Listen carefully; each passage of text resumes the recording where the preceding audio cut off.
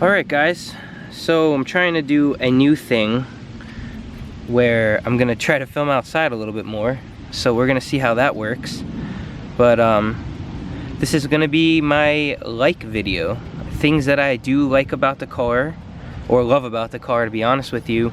I put the dislike video out first just because I wanted to get it out of the way. There's not a lot of things wrong with this car.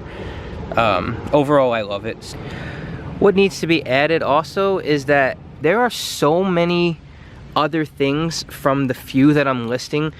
What I wanted to do with this video is try to outline things that I felt weren't really covered. Anybody can obviously say, oh, the power on demand and this big engine and this and that. Yes, those are all amazing things.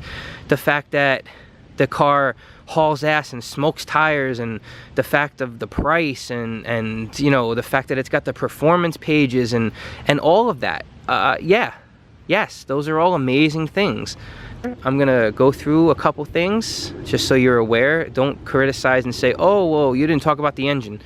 It's a given. You bought a 485 horsepower car. Obviously the engine is an amazing like, but it's not gonna be your typical, oh, blah blah blah things I love about this car. It's not gonna be, because I don't want to be that guy that talks about the same things.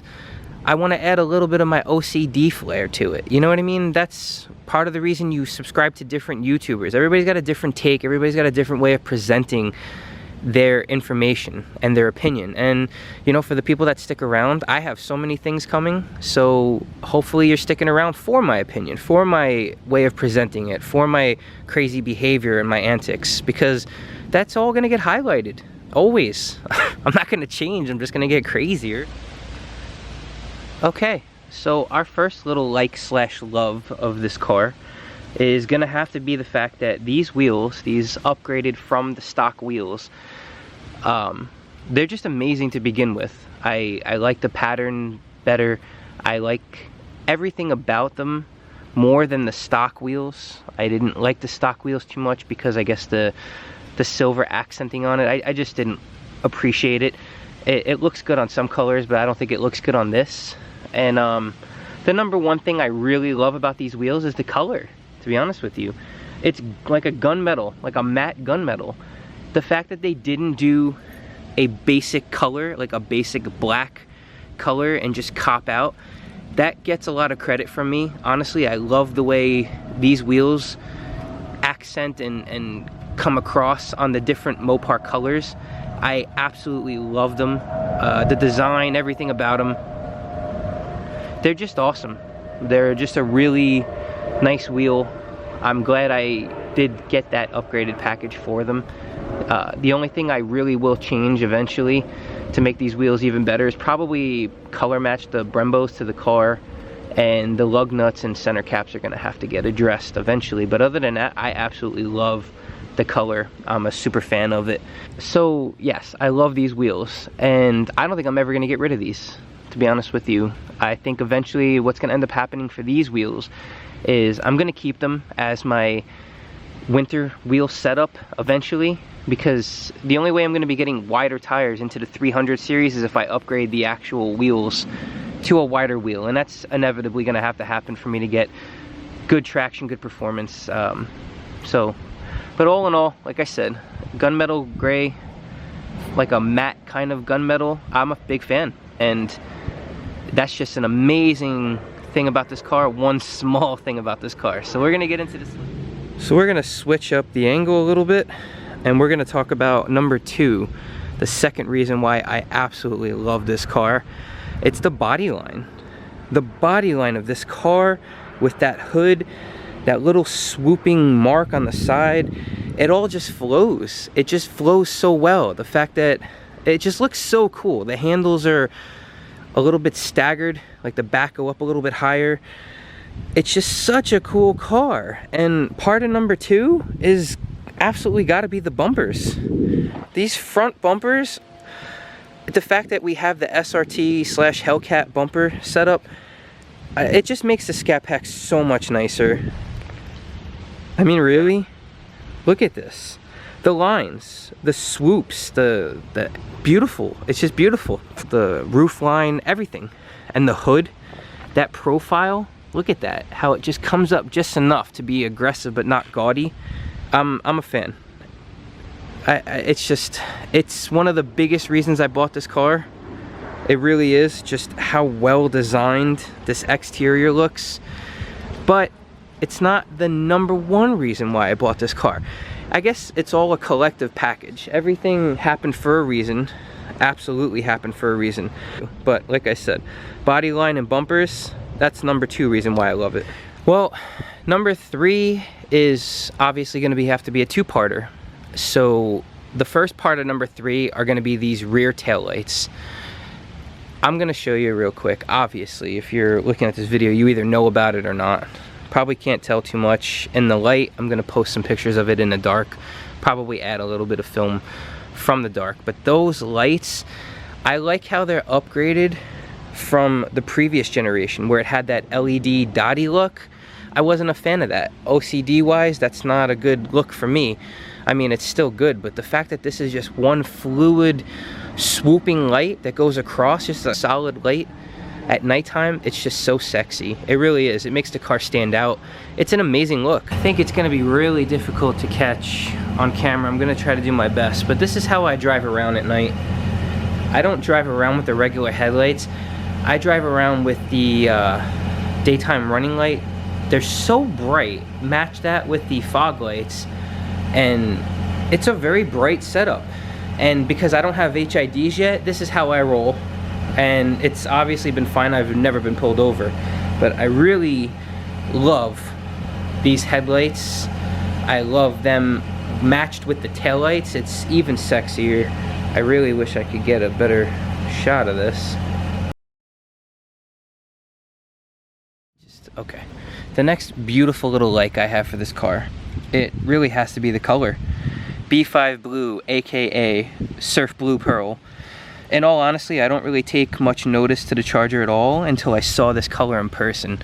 I looked on the website. You can't compare the image that they give you on the website when you're building this car until you see it in person. But I saw this car in RT form, and it was locally, and I saw it from a distance. It had to be, Jesus, blocks, like 15 blocks away or something. And it was just so electric. The color looked so electric. It popped, it stood out. Just changed my life, basically. It was from a distance. It was a regular RT.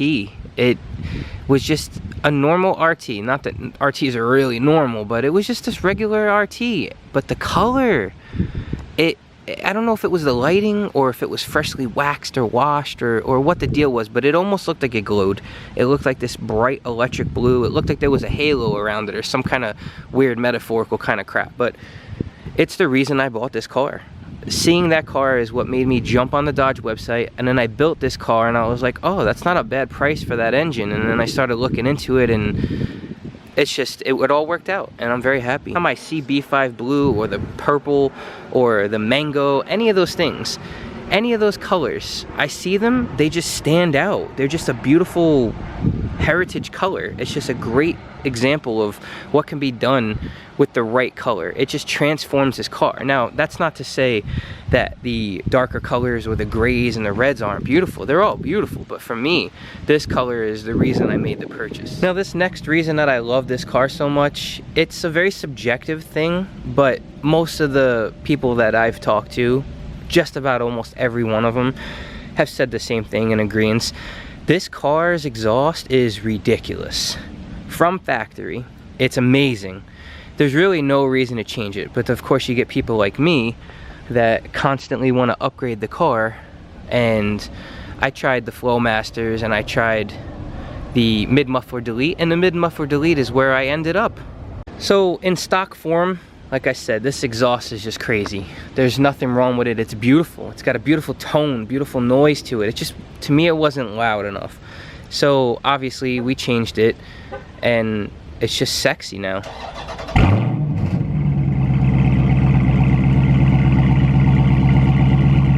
How do you compare that? How do you compare that to stock? That's just some crazy, grunty, lopey. Oh my God.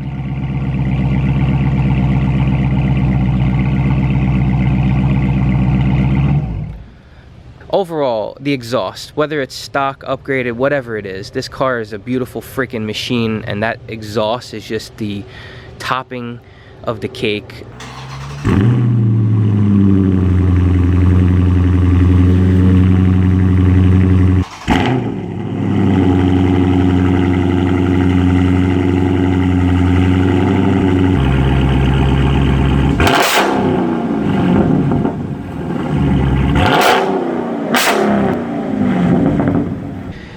It's almost like that mid-muffler delete just accentuated all of the goodness about it. You know, obviously at times it is a little bit too loud if you're getting on it, but if you're not getting on it and you're just driving normal, my God, it's amazing. It's just, I can't explain it.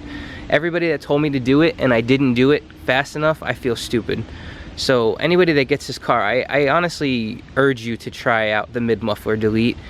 It's reversible. If you hate it, you can go back, but if you love it like I do, it's the best $140, $150 you'll ever spend on this car. Really, it's just unbelievable. This is the next reason why I absolutely love this car.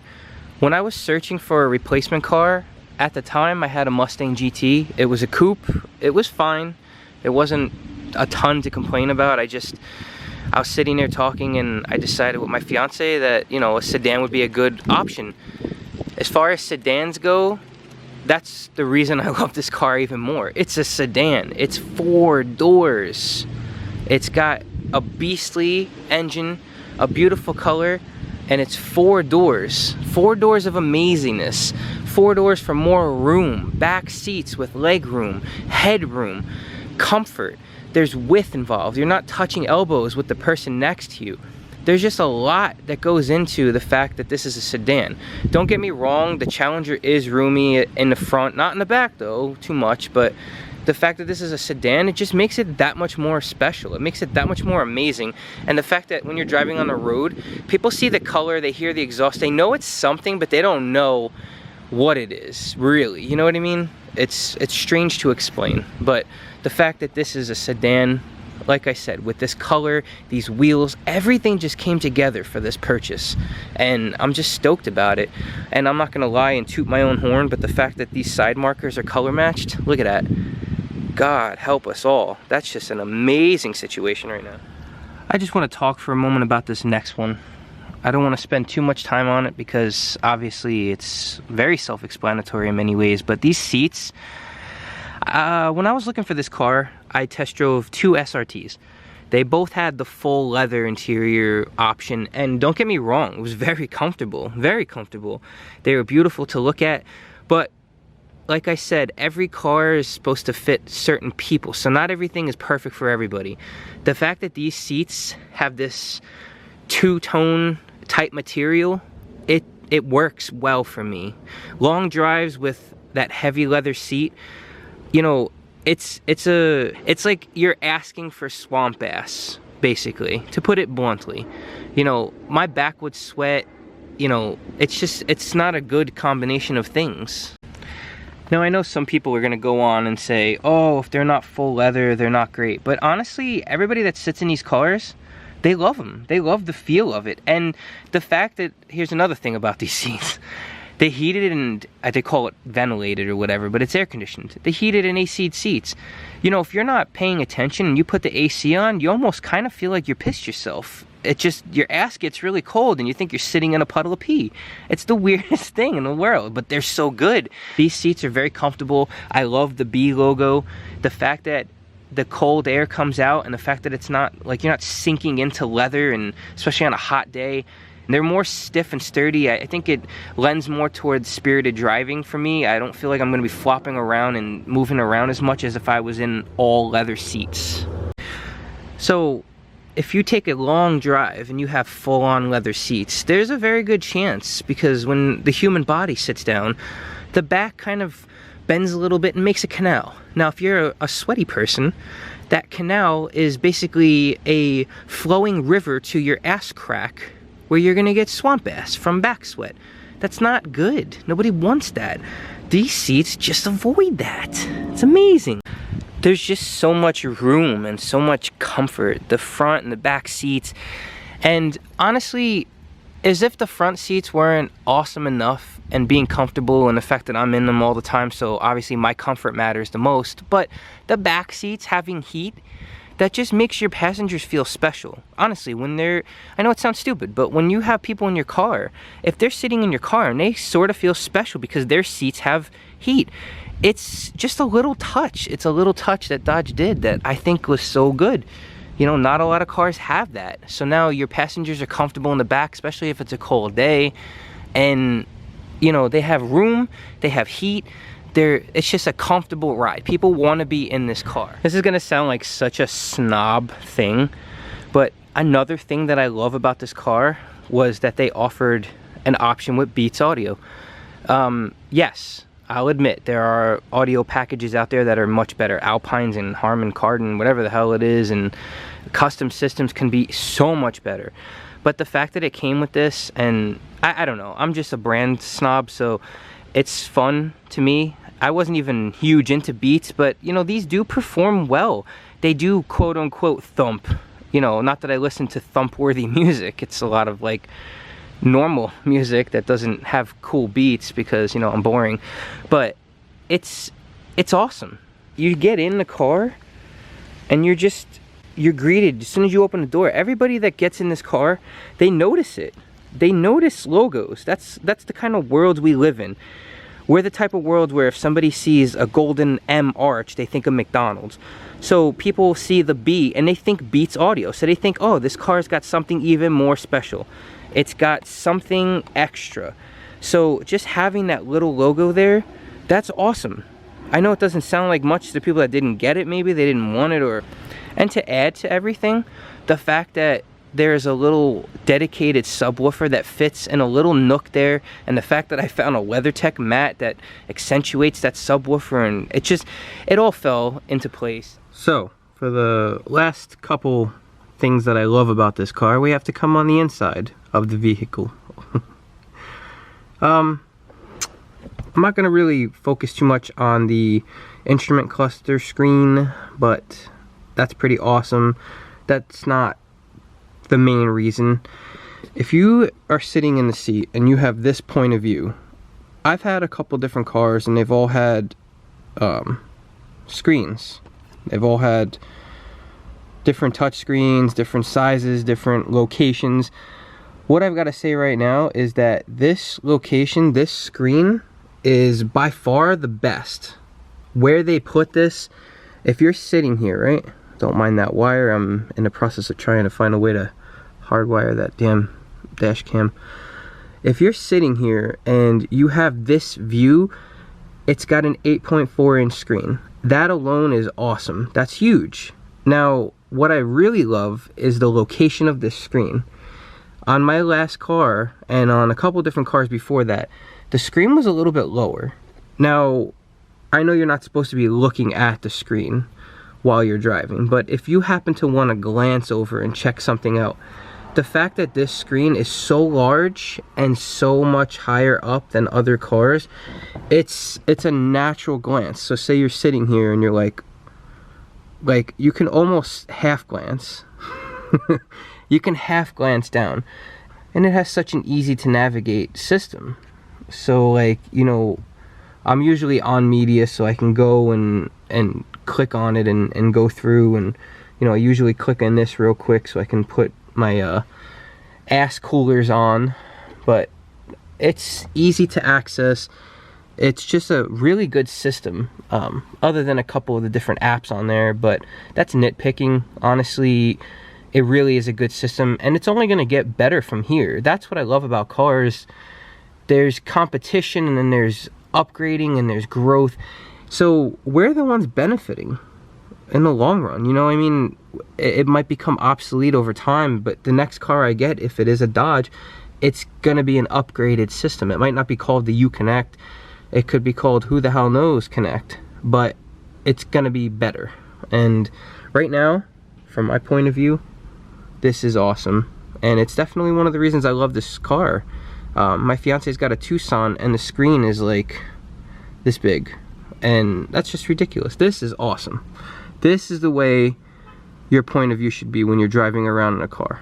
this is a very good point of view. Alright, so one last little thing. I know we just covered this whole screen and how awesome it is, but there's one other part about this screen, and it's also about the system itself. The last couple cars I had, it was tough.